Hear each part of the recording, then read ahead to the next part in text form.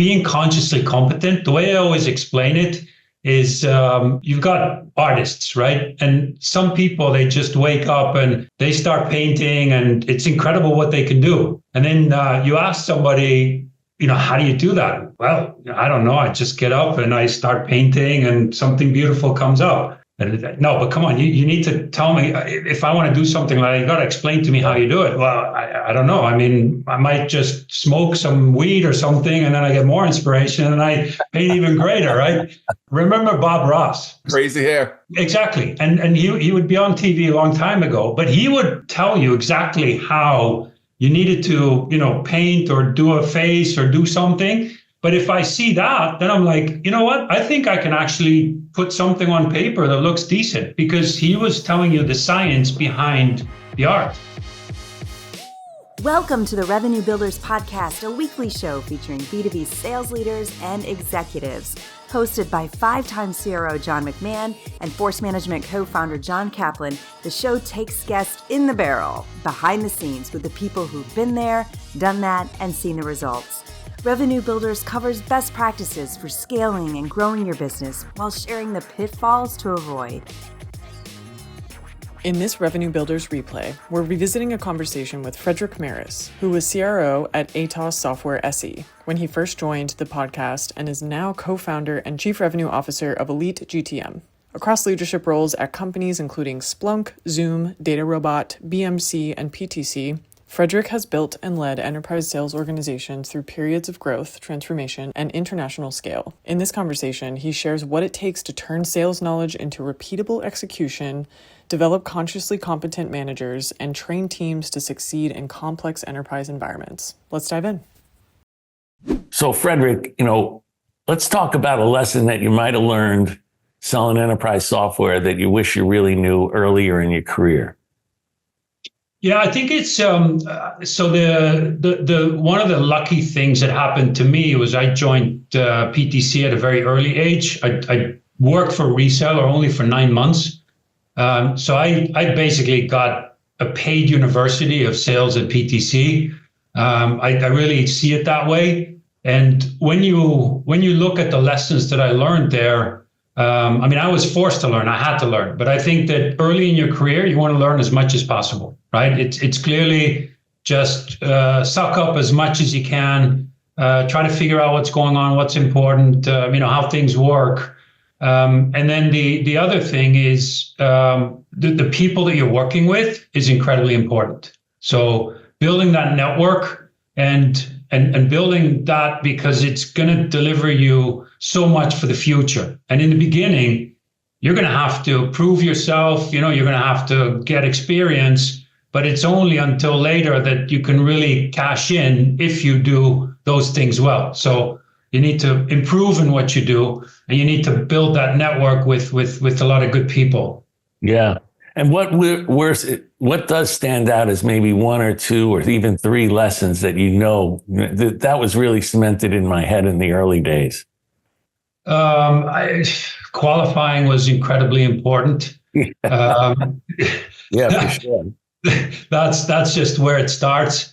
But qualifying everything, right? Not just qualifying deals. Qualifying. No, everything. Why am I doing what I'm doing? Qualifying deals, qualifying, recruits, qualifying the customer, qualifying everything, right?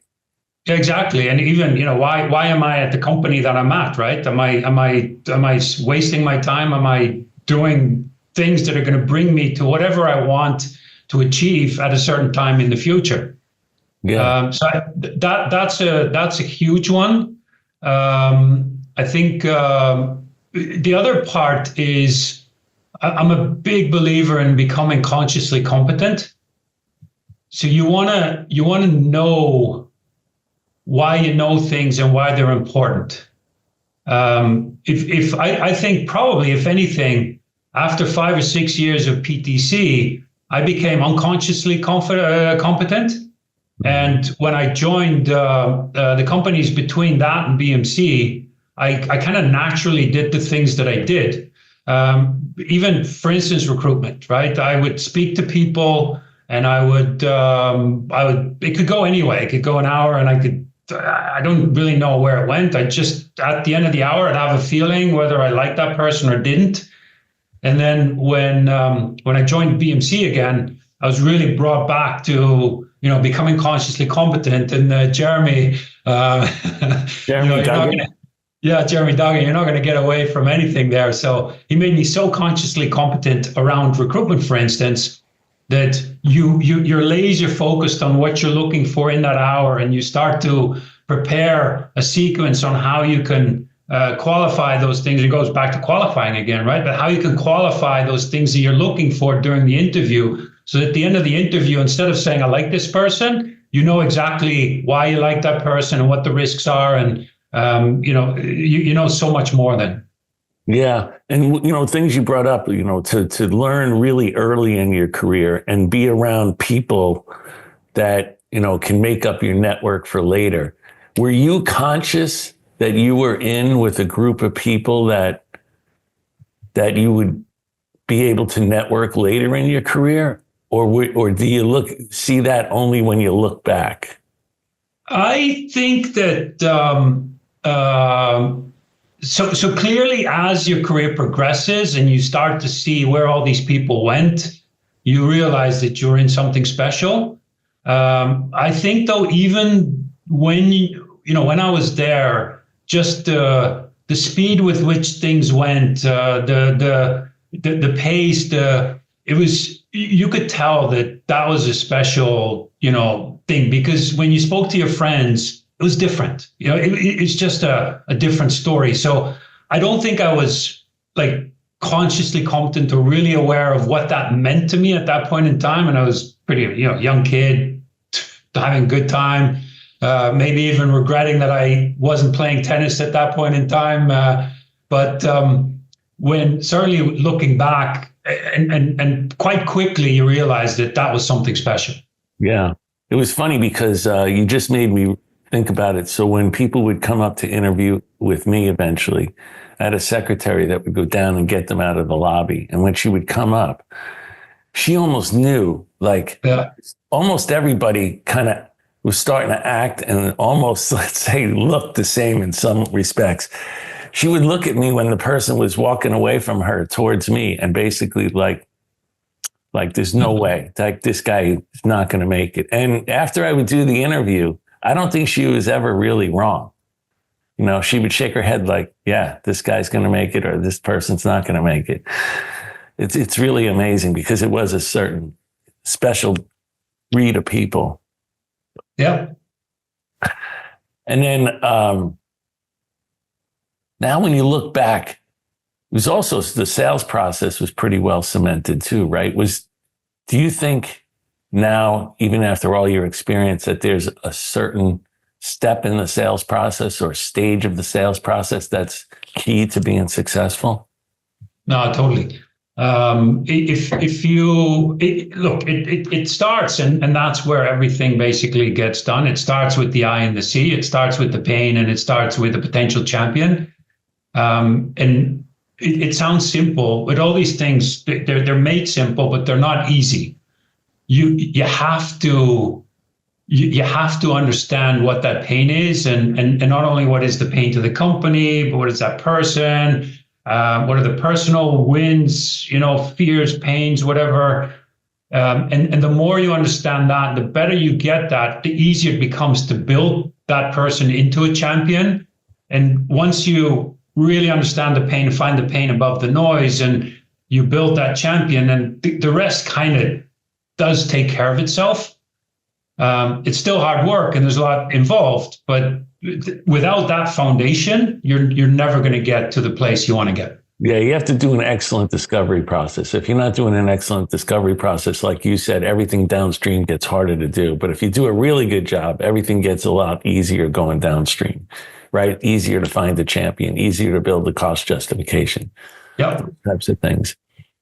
So when you're teaching some of your people about discovery, are there certain key aspects that you tell them, like, you have to pay attention to in the discovery process?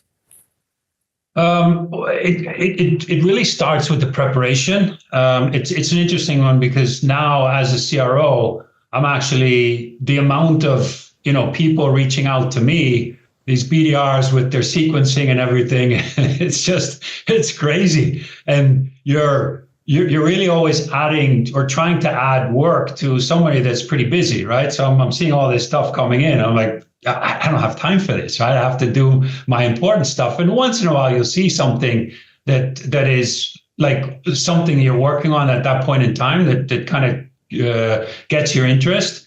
But then sometimes the way that the messages are sent is really poor. So it's like if that's the way they start off, what does that mean for the whole sales cycle? And that's very important, because now you're seeing it for people that are trying to sell to you, right? And the ones that sounds like the ones that resonate with you are the ones that actually are talking about some of the pains or issues that you actually have. Exactly. You need to prepare and you need to differentiate yourself, right? That's what when I always tell my guys, you really want to differentiate yourself from the other people that are trying to reach somebody. And you obviously want to do it in a good way, because you can also differentiate yourself in a poor way. That's never good. And that differentiation is by understanding what somebody is dealing with, what their issues are, what their what their priorities are. And if you do that, then I think then you're going to stand a chance to actually get the opportunity to ask questions, because that's really what you want to do. If you don't ask questions, then you're never going to understand what the implications are of the things that they're facing and what it would mean to them if they could fix it, and really start to dive into those things so you can start to get a sense whether there's going to be a cost justification or not. But if you don't get to the point where you actually earn the right to ask those questions, it ends right there. Frederik, as a CRO, let's talk about roles and responsibilities for a second. So what role and responsibility does the company have of getting their act together and aligning behind the pain, personas, sales process, buying process? What role does the CRO play? Because there's a lot of people listening are saying, my company either has that or they don't have it, and I have to create it and get it to my people. And now we got sellers out there that are, using differentiation or using some form of discovery, hopefully calling on the right ICP. As a CRO, what did you notice about that? And what advice do you give CROs on how to get everybody together on that?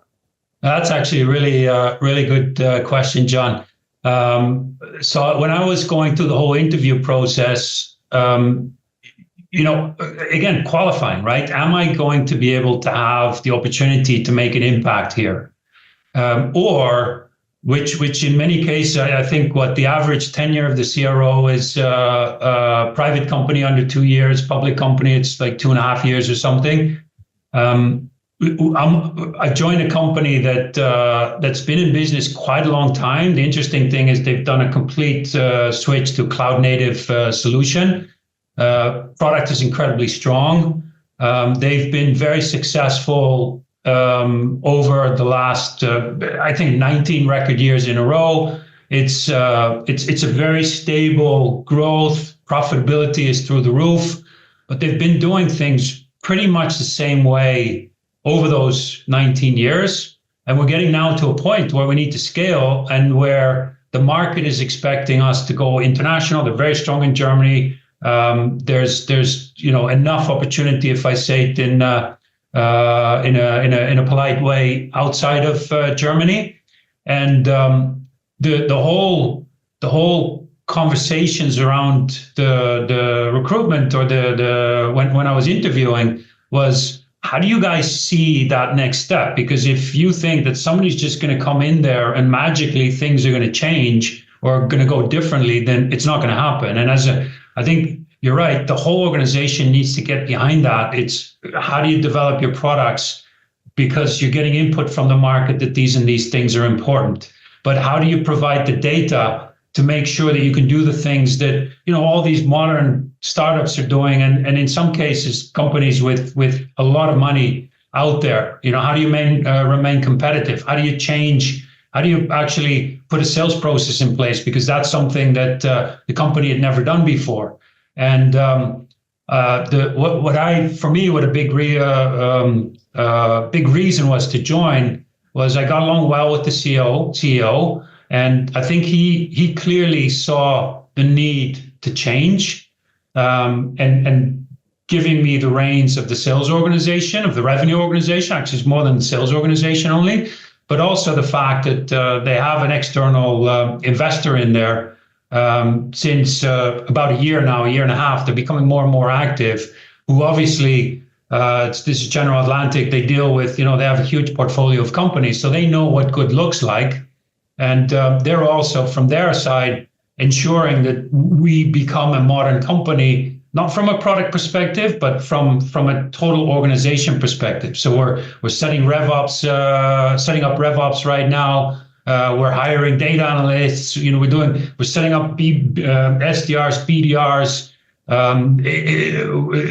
the renewals people, customer success. Those are all functions that in the past they haven't really had, and they didn't really need, because the churn is incredibly low. We're like a 2 or 3% churn on a year-to-year basis. So those are good things, but that's good for now. You want to make sure that stays good for the future, and then you can start to really build your business and start to grow it more aggressively as well. I think you started with some really, really good advice on, like, when you're interviewing for these companies, and or if you're a company, you're thinking about these things. We talk a lot about the 3 whys. Like, it should be clear. The CRO is not coming up with these, is my point. Meaning, part of the role of the CRO is to get a company to coordinate their thoughts and get out of their heads, the 3 whys. Why buy anything? Why buy anything now? Why buy anything from me? The 4 essential questions of value. What problems do you solve for your customers? How specifically do you solve them? How do you solve them differently or anybody else? And where have you done it before? The how a buyer buys, and then mapping a sales process. My expectation is these things exist inside a company many times in multiple ways, multiple ideas, multiple opinions. And the CRO's job is to make sure that you have the ability to get that information out of the heads of what I call the 100-pound brains and get it into a 3-foot conversation in front of a customer. And so I think today CROs have to be really, really good. Number one, qualifying that before you take the job. Is the information there? Okay, now how do we get it in the hearts and minds and souls of the individuals, the men and women that go to work every day? And then, like you said, how are we on the alert? I think this is where companies miss it, because they don't map how the buyer buys and why the buyer buys. Buyers change. Things change in the marketplace. Pain changes for the customer. And if you don't really understand how they buy and why they buy, you might miss an opportunity to have a sales process set up for an old way of buying and an old way of reason for buying. So I'd like your feedback from you guys. Do you guys agree with that? Like, a lot of times CEOs and investors are saying, hey, I want the CRO to come in and do all that. And I think it doesn't happen without the basic foundations inside the company. CRO needs to optimize it and operationalize it. What do you guys think about that? So I think you're very much describing the things that I've been dealing with for the last 3 months. I've only joined 3 months ago. There's a tremendous amount of knowledge in the company. Yeah. It's very siloed. People are not working together, which is something that we're changing now. To make the process repeatable, so that new people coming on board, that they can ramp quickly. What are the sales plays? What are the personas? What are the material that you can learn quickly to start to practice these things? Our sales cycles are way too long. We need to reduce them significantly, and then speak the same language, so that when you speak to each other, that people actually understand what you're talking about. And those are exactly the things that I'm going through right now. This is what I was thinking you were going to say. And now we probably all would say, that's what we learned at PTC. I tell people that all the time. The things you just listed was one of the reasons why the company scaled so fast, is that it had a really, really good way of getting what was happening to the customer into a process that would allow us to discover with the customer, to get them to participate in a conversation and qualify themselves. And I think that's really, really good advice that you just said. Really good. Yeah, I think this goes. Yeah, go ahead, Frederik. No, go ahead. What I was going to say is a lot of this goes back to what Frederik said first is, it's preparation. And what you were basically alluding to, John, is like making sure that the reps know what to prepare for before they go into an account. So that material or information or knowledge is in the house and easily accessible by the reps so they know what to prepare for. Then I think it's the job of the CRO to make sure that they implement effective training, and the training on what do I do with this information, and then how do I do it? So the knowledge of what to do, and then learning the skills of how to do it. So how to effectively open up the pitch, effectively ask the right questions, those types of discovery things that you do. And then it's also the job of the CRO or any sales leader, it's not just the CRO, to do, as Frederik said, repeat it over and over, because these are skills. So you have to repeat it with your people over and over and over to get them to really understand how to do it and to then be successful doing it. So it takes some discipline around constantly repeating it with your people until they master that, because it is a skill, and skills don't happen overnight. They take many, many repetitions. And that's the real hard part of getting, if you're in Frederik's job, to now get those skills instilled in your people. And the only way you do it is with repeatability and then winning.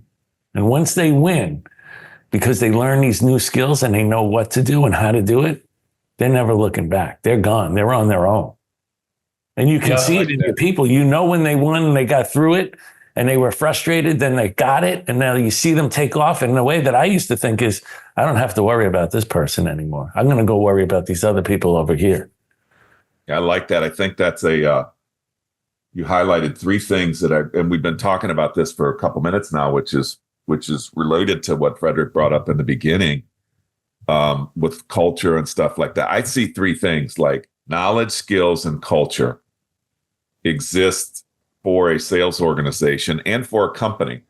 And I think the message I'm trying to relay here is that the best CROs I've ever seen are the ones that really understand knowledge exists inside the company, therefore create skills on how to bring that knowledge to the marketplace.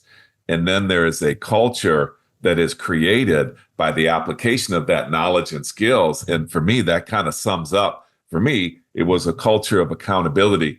You can hold an organization accountable. Think about that. If you're a seller and you have the knowledge that you need, which is the pain of the customer, the persona, the ICPs, how they buy, why they buy, and then you've been given the skills on, let's say, how to attach to the biggest business issue, how to differentiate the decision criteria. Those are really specific high-end skills. Now you have an expectation. It's so easy to lead in that environment because you have an expectation that now I'm going to create a culture of execution and accountability based upon those knowledge and skills. The point I'm trying to make here is that when I talk to a lot of CROs, and they tell me, I say, hey, what's the first thing you're going to do? They're going to go, I'm going to figure out the ICP, and then I'm going to really understand, what our differentiators are, and they're thinking they're creating all this stuff. And a lot of times I back up and say, hey, does this stuff not exist already? Like, does the knowledge of the customer problem? And sometimes what happens is people start to put in processes and try to recreate stuff that's already in the heads of the 100-pound brains. I think the great CROs are the ones who get the company to look outside in and say, hey, time out. Let's get all this stuff down. Let me put it in knowledge buckets. Let me put it in skills buckets. And therefore I can create a culture of accountability. I'm working with some CROs that are like 6 months. They're still trying to figure out what their differentiators are. They're asking the wrong questions internally. Does that resonate for you guys? Mm-hmm. No, totally. It's an interesting one because here we have kind of two buckets. There's a couple of people that have been here for ages, and they, all the knowledge is in their heads. They know exactly how to do these things. They don't need any pre-sales. And it's a pretty complex sale. And then there's a lot of young people, and especially for these young people. The knowledge isn't shared. They come in, they're expected, they do an onboarding, and then they're expected to go and sell. So if you want to build that, because the enablement is super important. What I like about the young people is they're hungry, they're coachable, they're driven, they want to be successful. But if they don't get the right coaching and development, then they're gonna just be butting their heads against the wall, right? They're not going to be successful. And the only way you do that is you need to make sure, and it's something that I'm trying to figure out, how do I scale that organization? How do I transform that organization as quickly as possible? That first line manager role is so important, because if they don't lead, right? If they don't ask the right questions, if they don't coach, if they don't develop, if they don't support you in the important meetings, they're not there with you in the new business meetings that you're doing, then their people how can you expect their people to do something that their manager doesn't want to do, or maybe doesn't know how to do? Amen. And then, it becomes very difficult. So and you know that, I mean, the force management, it's command of the message with all these things, getting the managers to do it. You need them to be in a situation that they can actually, convey that message to the people on the floor. I've seen so many companies only train AEs and nothing in between. Yeah, Johnny, that, one of the things I learned from John McMahon was, and that's kind of what we brought to force management at the beginning. John McMahon realized, or him and his staff at PTC back in the day, that the frontline sales manager is so crucial. Not only do you have to win the hearts and minds of the frontline sales manager, most companies aren't set up to even educate or coach and develop the frontline sales manager. They spend all the time with the reps and the resources, and they forget, like, it's never going to get done without the hearts and minds of the sales leaders. Johnny, how did you just understand that, or did you 5-time CRO, did you learn the hard way? Well, we had our attrition was way too high. So, when I got the job, I said, I got to bring down the attrition. I'm tired of hearing people say, somebody that they recruited, when you said, okay, why are you getting rid of him? And they would say stupid things like, oh, he's a shitbird, or he's this, or he's that. And then I'd feel like saying, well, wait a second, who hired him? Who was supposed to train and develop him? Who was supposed to lead him? So when you failed, I started putting attention on the first line and second line leaders, saying, when somebody leaves, you got to go down to the bathroom and figure out, was it because you recruited the wrong person, or you couldn't train them and develop them and coach them to be successful? It's one of those. So go figure out what it is, so we don't keep making the same mistakes. Then I started putting hard attention on those first line managers to make sure that they knew what the hell they were doing, to your point, and holding them accountable to making sure that brand new reps were getting their first deals. The quicker they could get those first deals, and you get them through that process. Yeah. I had put some MBOs in the comp plan saying, you have to help these reps get their first deal within a certain period of time, or you don't get your MBO. So exactly. Now their attention, because most first line managers don't know how to really spend their time.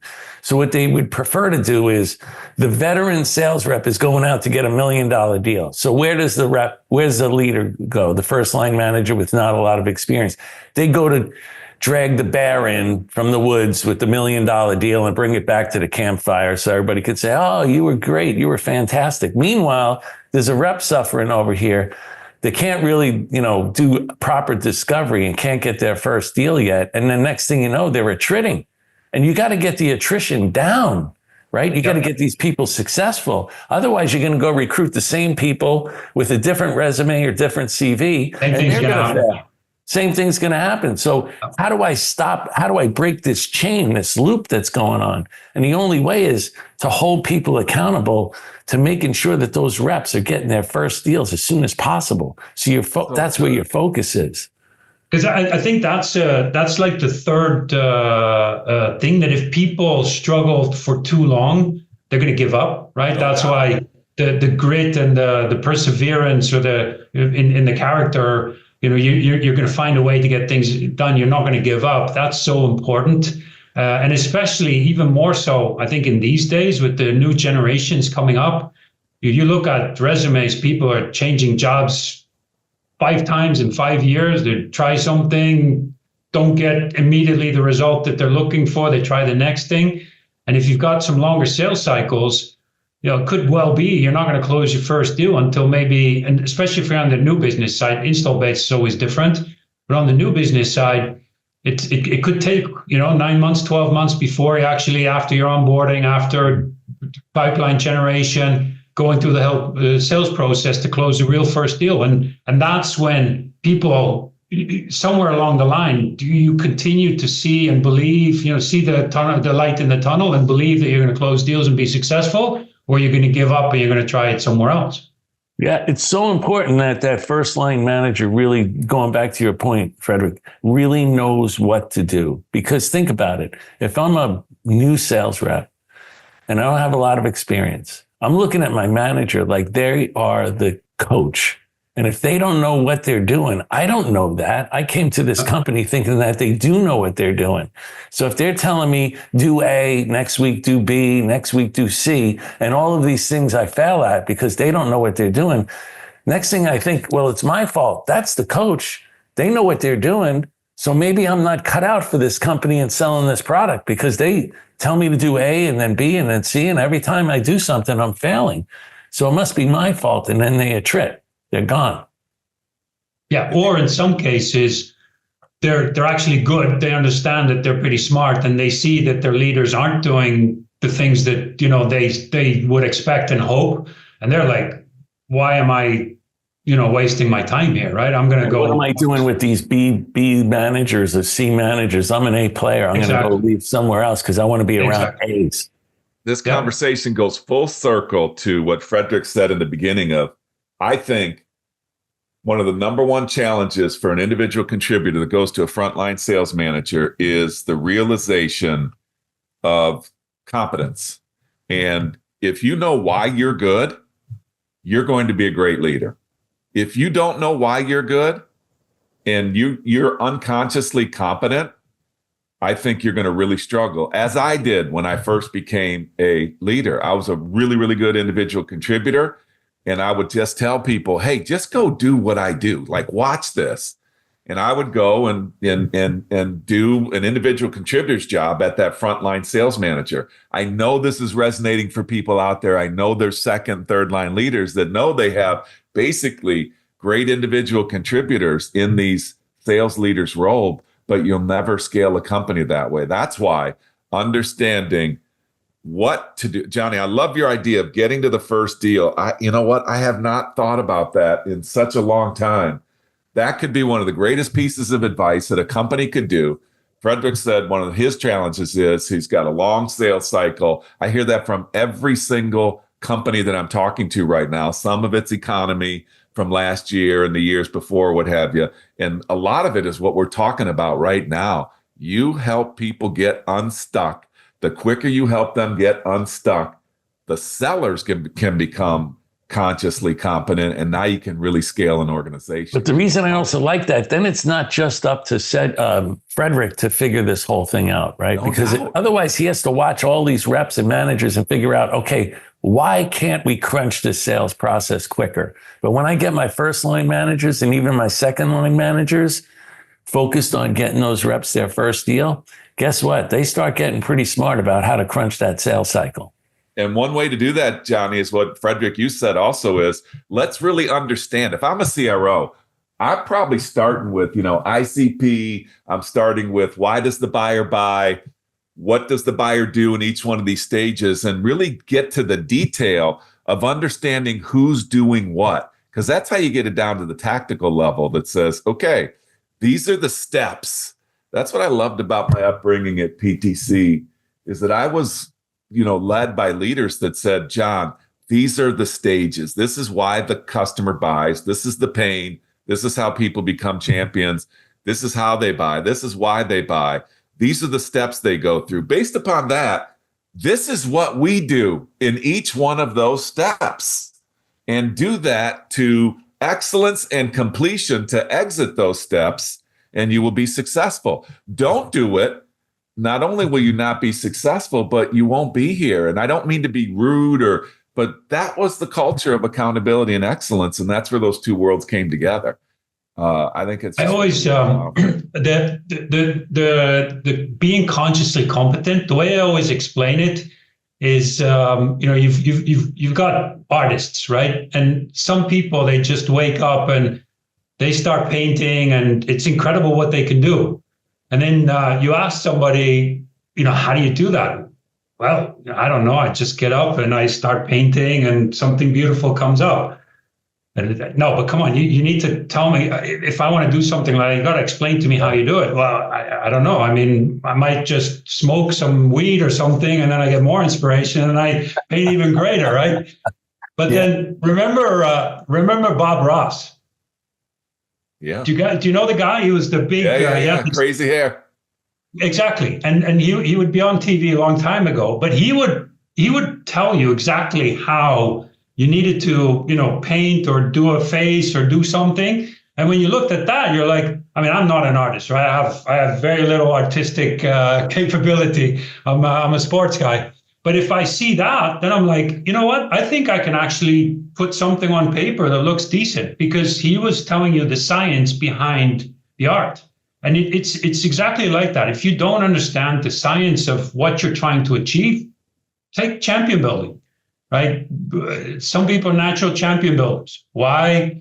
They kind of feel a person and they gravitate to that person and they're able to make a connection with that person. But if there's a whole science behind it, and if you understand that science, then you can teach other people how to do it. You can coach them, you can develop them. Big. Hey, one last thing on this topic. If you're a CRO and you are hearing an early stage company, let's say early stage, because I think this is when it happens with like technical founders. And I'm always leery to hear this. We need people with more domain expertise. Like the CEO, the executives, the high-level people are saying that to me. And I'll be like, okay, that's the situation for me. They haven't figured out how to turn zoologists into hunters. And in the beginning of a company, I think you need zoologists. Like the zoologist can tell you where the bear eats, how the bear sleeps, when it feeds, how it moves around, blah, blah, blah. But hunter, like you can't teach a zoologist how to shoot a bear. Like you can't do it. Like, so what you need is to bringing those two worlds together is to really understand how do you get the knowledge and the skills of the zoologist into the hands of the hunters, and you will scale a company. If you're interviewing right now, or you're a CRO or you're a leader and people are telling you, well, we need more people with domain expertise. All that's telling me is that domain expertise has not been translated into hand-to-hand combat skills in front of a customer, if that makes sense. Well, why don't you just have your SE sell then, if you need a domain experience? It happens all the time. Yeah. Or the 100-pound brains, Johnny. That's why the 100-pound brains have to be on every call. The people with the technical domain expertise have to be on every call, and it doesn't scale. That's why companies don't scale. Yeah. That's an interesting one. I mean, it's something that I'm definitely dealing with as well. So, and then how do we translate that, and what type of people are you really looking for? And I think the more and more, I'm just convinced that you need some really strong first line managers. You obviously need your leadership team to understand what they're doing, but if you've got strong first line managers that can hire, the hunters that are going to go out there and are going to learn quickly, because you obviously need to understand how to speak to the person that you're speaking to and to understand what their issues are. But that's something that I've done so many times, switching. Without that knowledge and skills, though, Frederik, you could have a lot of hunters sitting in a room with loaded shotguns, and They start shooting each other because they don't know how to hunt the bear, and you got to have that knowledge and skills that we talked about. It needs to be transferred. It definitely needs to be transferred. Yeah, good point.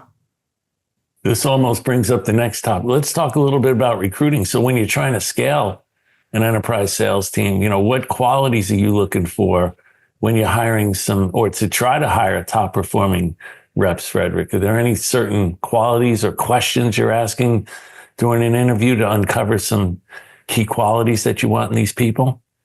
Yeah, like I said, this is something I learned from Jeremy, and it's not going to be a surprise, but the ICE criteria: intelligence, character, coachability, experience. And even during an interview, you can check how somebody scores against quite a few of those, where, like, one of the most basic things for somebody to come to an interview is they need to understand what I'm looking for. And if they don't ask those questions, then how in the hell are they going to go to a customer to understand what their issues are and what their criteria are if they're actually looking for something? Because in this case, it's very clear I'm looking for people, right? I'm buying. It's not a question if there's a latent need or anything like that. I'm buying, right? That's clear. The question is, am I going to buy them or somebody else? From an intelligence perspective, it's clock speed on one side, but it's also the ability, the EQ, the ability to build champions, to get people to do things for you. And that's valid for customers because you need to build champions there, but it's also valid internally because if legal puts you on the bottom of the pile, then you're going to struggle closing your deal on time. From a character perspective, I'm always looking for people that want to find a way to get things done, that want to win, and that are not going to give up. I'm looking for people that they have to be very competitive, but they have to be team players as well. I'm just not interested in the people that don't give a shit about anybody except for themselves. I look at people glass half full versus half empty, positive mindset, and there's a whole science behind that, what that brings. Happiness Advantage is a really interesting book that basically describes that science. I'm looking for the self-awareness, for the accountability, for curiosity, because that's super important. And then I'm looking for honesty, integrity, and the people that do what's right for the customer, for the partner, for the company. And I always say it's a bit naive, but I think we should also do something that's good for the world. We're not here to only drive in a nice car, to live in a fancy house. I think we've got a responsibility towards our children, whoever comes after us, to try to leave this place in a better way than we found it. And then your coachability, because you're probably going to be changing things and you're going to be implementing new things. So for people to be open to those things, but then at the same time, the experience is important because they have to have a minimum level of, whether it's sales experience or prospecting experience or fast growth experience or, SaaS or whatever it is that you're doing, or customer base. If you're putting somebody on one big account, there's a limited amount of experience that you need to have with people for them to be able to become successful. And then I, probably because I was always young and did quite well without the experience. These days it's a different story. But I usually take people that are very high on intelligence, character, and then coachability as well over the experience, because those people are going to grow quickly. Experience is only a matter of, could be days, could be weeks, could be months, all the other stuff. And especially the first two, you have or you don't have. Yeah. Those are really good things. Competitive, team player, positive mindset, self-awareness, curious. How do you test for EQ? How do you probe for someone's EQ? How do you do that? I think part of it is you ask a certain observations you're making. It's definitely has to do with observations, and it's like, how does that person behave in the meeting? Some people are just, they're cold. They're it's difficult to have a conversation with people, or it's just they don't.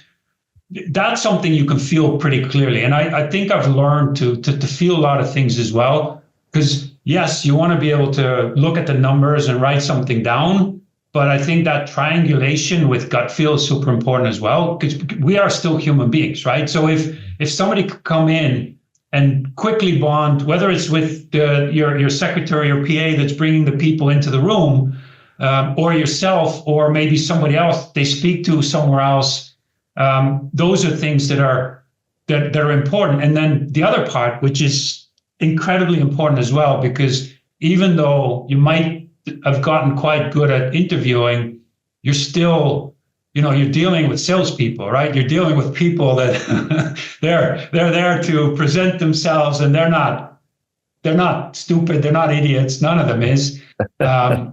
So you checking references, and not the reference that they give to you, because they'd be incredibly stupid if they give you a bad reference, but checking with people that that know them, or somehow, you trust, to really tell you how they are and what the good things are and what the bad things are, because everybody has those things, right? That's just incredibly important. So sometimes what I like to ask is, especially for salespeople, and especially for self-awareness, how do you think you're doing in this interview?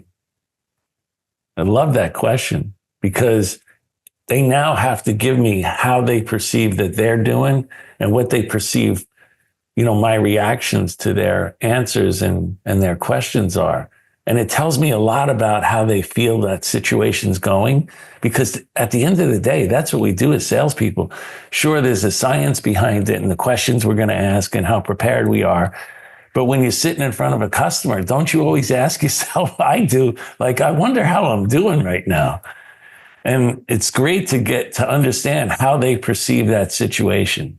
And I'm not saying that there's a right answer or a wrong answer, exactly. But the way in which they lay it out to me about how they think they're doing and how they think I'm reacting to it really is an amazing, it's an amazing question and response.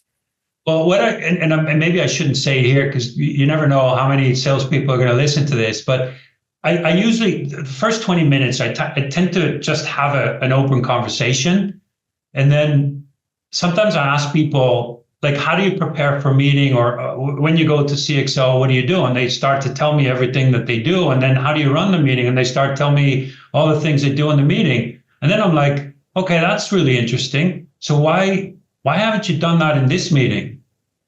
And then all of a sudden they're like, holy shit, right? Which is, to your point, how you're doing. I mean, what were your goals, right? What were you trying to set out in this meeting? And then they're like, these are my goals. How do you think you're doing against those goals right now? And the smart people, they're like, okay, I'm not going in the right direction. And then they immediately take over. And that's good, because that somebody's then capable of actually, and you want to push people out of the comfort zone. You want to get them out of that standard demo. Yeah, well, they're going to be out of their comfort zone a lot of times in front of customers, right? They're going to get knocked off their feet, and you want to see how supple they are to get back on their feet. Right. And if they don't enjoy that, then, that's maybe not the right place for them, right? Then they need to be somewhere where they can stay on their feet all the time. Because it's hard work, it's tough work, and people are going to throw you curveballs all the time. You asked a great question about EQ. I want to come back to that in just a second, because I want to summarize what Frederik, you were saying, and Johnny, you were saying. So I heard how they learn is really, you have to figure out how people learn, because a lot of people will say, intelligence, they're not intelligent, they're intelligent. I think that's not enough. That's not deep. Everybody, they're getting to you, they have some form of intelligence that they gather and analyze data. They might not do it the same way you do, but you have to understand how somebody learns. And then you have to understand if that fits, if you have a mechanism inside your company to provide that to them, because people might learn in a different way than you're actually presenting knowledge and skill to them. I also like to look for how open they are to learn new things. This is a big one for me. I can see that people are intelligent. I can see that they learn in a great way. I can also feel a little bit like not invented here syndrome, like that they're not going to be open to learning new things. So it doesn't make any sense for me to bring somebody in who's intelligent, who's capable, but chooses not to do what everybody else is doing and assimilate it into their own way can be a really, really big problem. And the third one you said, Frederik, was this collaboration in the ecosystem.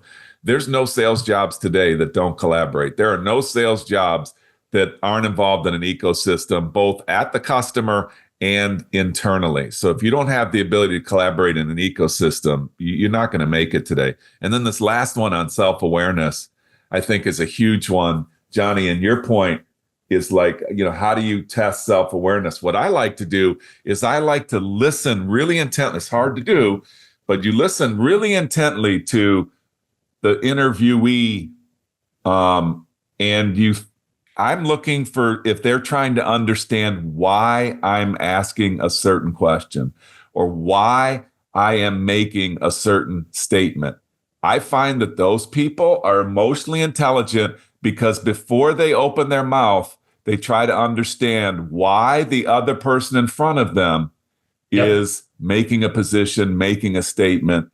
It's hard to do, but I'm telling you, if you're trying to find great people and find people that are self-aware with high IQ, they're first analyzing why they're saying something, why they're answering a certain way, why the customer is asking a question, why they're making a statement. That is a real good gift, right? Especially today for sellers.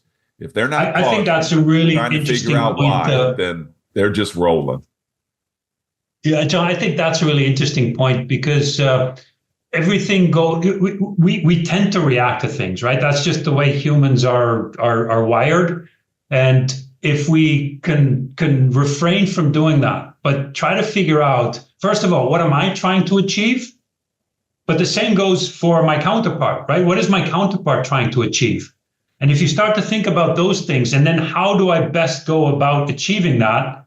My reaction, because somebody presses on some kind of button, is probably not the right way to achieve what I'm trying to do. So calm down, think about that. That's not going to give me the outcome I want. I should be doing this.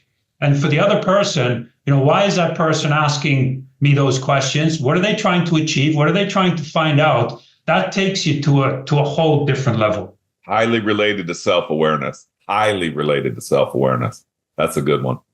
Yeah. I think a lot of times too, I love to listen carefully to the questions that they ask, which tells me a lot about how much they've prepared, how well they've been listening to me, how deep they can probe into what we've said in this conversation. If they're not just asking superficial questions, but you can tell when somebody, based upon your conversation, all of a sudden they ask something like the third level down and you're like, whoa, okay.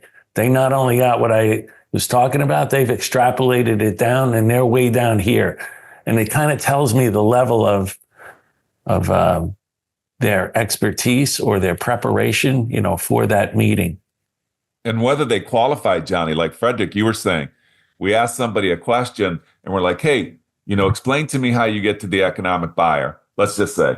And if a person doesn't qualify what I'm asking and why I'm asking it, and they just go, economic, blah, blah, blah, blah, blah, blah, blah. Here's 3 things you do with an economic buyer, or what is your sales process or whatever. But I'm always aware of people that are, and these are the best sellers, that are qualifying before they answer. And they want to make sure there's 10 things I could tell you about how I get to an economic buyer. I want to make sure it's really, really relevant for what we're talking about here. Are you talking about during the sales cycle? Are you talking about prior to if I'm, and they qualify and I'm like, this person's not only listening, but they are understanding that their job is to gather their thoughts before they make a response and to try to make that response as close to my question as possible. That is like, when that comes across in an interview, you're like home run. Well, then they're telling you exactly how they're going to operate right in front of the customer. It's a walking audition, right, Johnny? Yep, it is. It is. It's like Frederik said, those are the people that are going to do learned when he was at PTC early on. He learned qualifying everything, right? It goes all the way back to the beginning of this episode here. No so doubt. what are a couple reasons why sales reps fail? Why do they fail? We had to pick one or two reasons, let's talk about it. Why did they mainly fail? So aside from hiring the wrong person, okay, so maybe you did it. Maybe it's on you. You hired the wrong person, right? Yeah. So there, the way I see it, there's really three things. You either hire the wrong person, and that's why the recruitment is so important, and the references is so important, because it just costs you so much. I mean, you do the math and you figure out, you hire somebody, so you're in the recruitment, you hire somebody, you onboard them, you give them a chance, then usually you don't kick them out before the probation. So then after 6 or 9 months or 12 months, you find out that they're not going to be successful. And then you have to go let them go. It's going to cost you a lot of money, especially in Europe. There might be, PIP involved or those kind of things. Then before you get the next person, you could well be 18 months down the road. Yeah. That is just really expensive. The other part is just not being able to make them successful by the development and the coaching you're giving them. And it's development, it's coaching, but it's also inspiration to keep them going through those difficult times and to get them over that hump. And that has, I think on one side, it has to do with the direct manager. So they play a crucial role, but it obviously also has to do with the overall company, the support that somebody's getting within the organization, whether it's from BDRs or sales process or marketing or whatever else is there. Do they feel that they're carrying the weight by themselves, or are they getting support from the organization? And are they treated fairly? Are they enjoying what they're doing? Do they see that they're developing in their careers? I think I'm always trying to look for, besides the growth and the money, which is important, but it's like, if somebody's going to they can be on that same growth journey and make money somewhere else, right? Let's be honest. I mean, there's hundreds of companies out there, and there's some very good companies and fast growing companies. So there's enough choice. But you want basically somebody to be able to look back 3 years down the road to say, I enjoyed that journey. I mean, you're a cyclist, John. You know that you don't cycle to get somewhere. You cycle because you enjoy the journey, right? When you're a climber, you can't enjoy just being on the mountaintop, because that almost never happens. You're there, maybe 5 seconds, and you go down again, and then you start the next one again. So if you don't enjoy the pain and the toil to make it all the way up, then it's going to be miserable. Yeah, for sure. Yeah. So guys, this question, I think, is really a deep one, and especially for this segment that we're doing with you, Frederik. If you've hired somebody, and then we're asking that question of why they fail, the first answer is it's always us. Because if they've gone through the process of hiring, and nobody does that, they're always saying what was wrong with the individual, what they lack. Yep. If they're in your company, then why they failed is somewhere inside of you. Not in all cases. Something could happen, some injury, some death, some whatever happens in their in their families, their personal life. I'm not talking about the obvious one. And for me, I think you got to look at yourself first, and so you got to go back to the interview. And you have to be able to say to yourself after the interview that this person, I can see them in this job. I can see them with massive amount of energy in this job, that they not only know what to do in this job, but they're going to wake up in the morning and feel like they're less than 1% of the population that says, what I do matters, and that I feel like I'm really, really lucky doing it. And I know I might be going overboard, but something's going to give. If you don't have people waking up in the morning and believe they're doing exactly what they're supposed to be doing, they're at risk, plain and simple. And that all, you have to be able to tie into that. And so I think you're first looking at yourself. Yeah, I think it goes to something Frederik touched on. One was the person. Did you make a mistake because the person was not a good fit? So you didn't really qualify them during the interview process. Then now it becomes, if you did qualify them and you think they are a good fit. Now, which is already your mistake. Now you give them to your organization. So now, did you give them? Now it's training, development, and leading. So did I train this person the right way? Did I develop them? Training being like classroom knowledge or constant knowledge, development being the skills that they need, and then giving them to the right manager, right? The manager can have the most effect on their skills. You can train people in classrooms to give them the knowledge, but it's the manager that they're underneath that can kind of do that repetition and give them the right skills. But it's all on you because you have to think about the risk. When I hired this person, they're not a unicorn, so they have certain things that they're lacking typically. So can I cover those risks? And when you're a small company, maybe you can't cover the risks because you don't have the right training program or you don't have the right manager to give them to. So you have to understand your risks. If you do understand those risks and you hired the right person, but you didn't give them to the right manager and you didn't train and develop them, it's all your fault again. Yeah, I really like that. Everything is on you in the end, and everything is your choice, by the way. I remember this one time when I ran into a difficult situation in a company. It was a Dutch company a long time ago, and I was basically blaming this and that and whatever. And one of the people on the board actually he took me for a walk in a forest. I thought it was a bit strange to go in a forest, but it actually worked out really well. Come out of the forest. Yeah, I know. It's instead of in the office, he said, "Let's go for a walk." We ended up in the forest somewhere, and then he basically said, "Look, and we're good salespeople, so there's always a million reasons why somebody else or something else or whatever. The only area we're going to learn from and is if we take full accountability. What could I have done differently? And that's also the only thing that you can do different to make sure that it doesn't happen again. Because the other things, they're going to happen again tomorrow or next week or next month. And if I can adjust to those situations to make sure that when they happen, they don't have those consequences anymore, that's when you're really doing your job." Yeah. And also, life is like a series of chapters.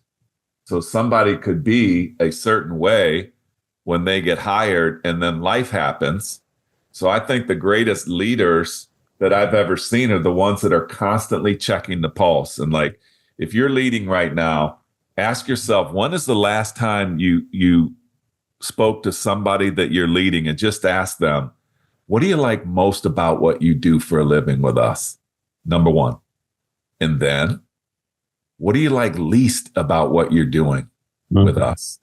And I think when you ask that in a really authentic way, they say words that are spoken from the heart and to the heart of all who hear them, you're going to get some great understanding of where that person is right now in this role. And a lot of times, sometimes I hear people trip. They're like, "Man, I'm shocked. Like, I don't know. They did great in the interview. They started off great, and then life happens, something happens in the company, whatever." But when you don't have your finger on the pulse, and sometimes it's just like there's some little tweaks that you can make with those individuals to make sure that you don't lose out on all of that energy they put in and you put in. When I used to do that, I used to say, "When's the last time I asked that question?" And when I asked myself, why didn't I? If I'm honest, I didn't want the answer because I knew the answer was not going to be good. And that you're just fooling yourself. So yeah, I wrote that down, John. Thanks. That's a good one. It's a good I like tip that. for the day, isn't it, Frederik? It's a good tip, man. Well, Frederik Maris, thank you so much for, spending time with us. Now, Johnny, Frederik, he's amazing to me, and a lot of the Dutch people are, and he's a Dutch guy. So yes, he speaks Dutch. He's absolutely fluent in English, maybe more fluent than I am. Yeah. And then he can speak fluent German. And maybe, I don't even know, can you speak other languages too, like French or something? I can do French for the holidays. When I was a little kid, my Spanish was even better than my Dutch, but that's too long ago. I forgot most of that, so I can still understand it a bit. And then maybe just a little bit of Italian, but then it really starts to tail off. Johnny, so I don't know how he turns his head from like talking to us fluently in English, then he'll get on the phone and speak fluent German, then, go home or talk to somebody in Dutch like that, Well, that's a super talent. And as you know, talented Johnny, in many other ways besides languages. So thank you so much, Frederik, for doing this. I'm a connoisseur of hair, Johnny. So, I am struck by the Dorian Gray effect that if you're listening to this, go check out the video on YouTube and check out my buddy Frederik, because this dude is getting younger every year. It's great to see you, buddy. Really good. It's been a pleasure being with you guys. Really enjoyed it. Yeah. So thank you, Frederik Maris. Thank you, John Kaplan. And thanks to everyone for listening to another episode of the Revenue Builders Podcast. Thanks for listening to today's episode. If you enjoy the content, please subscribe, rate, and review the show to help us reach more people. This show is brought to you by Force Management, where we help companies improve sales performance, executing the growth strategy at the point of sale. Check out forcemanagement.com for more information.